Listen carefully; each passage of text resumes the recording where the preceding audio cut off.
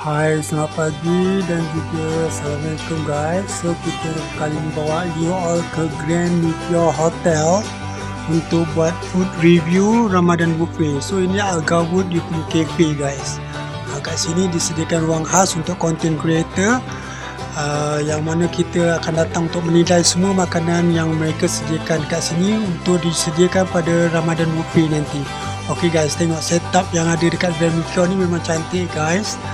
Antaranya mereka menyediakan pelbagai jenis makanan yang begitu variety sekali. So ini antara kaunter-kaunter yang disediakan. Okey, kat sini you boleh nampak ada kambing bakar, ada ayam bakar. Ada kat sini kaunter dessert dia juga, ada kaunter seafood yang disediakan. Banyak makanan yang ada kat sini memang kita nampak begitu fresh sekali lah. Yang ni juga ada ala dia punya hari raya kan, ada ketupat, ada rendang, ada serunding dan sebagainya. So ini antara makanan yang mereka sediakan untuk saya, kami cuba buat food testing dan lepas ni kita bagi feedback kepada pihak management Grand Meteor Hotel, kepada marketing manager mereka lah. Ini kaunter sup dia memang kelas, sup dia memang yang terbaik yang pernah saya rasa lah, sebab ini antara favourite makanan saya. Okay guys, untuk ketahui lebih lanjut lagi, cuba laman web yang disediakan oleh Grand Meteor Hotel.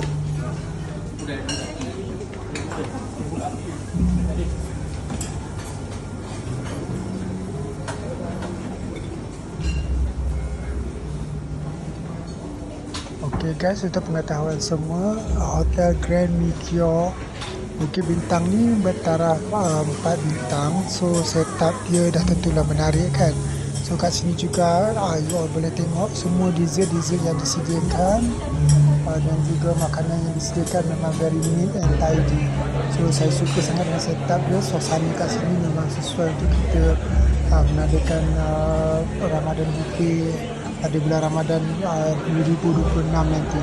So come on guys, apa lagi, check it out tempat ni. Memang makanan dia bertaraf, memang bertaraf hotel yang sangat memuaskan hati.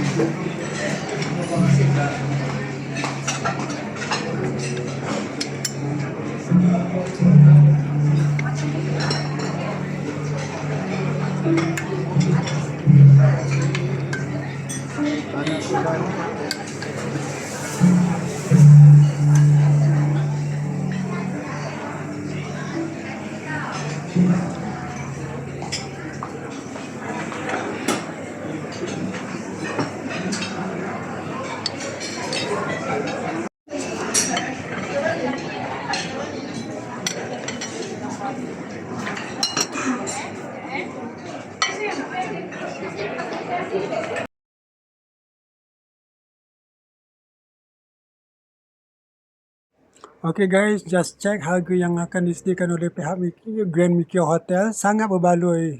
Thank you for watching guys.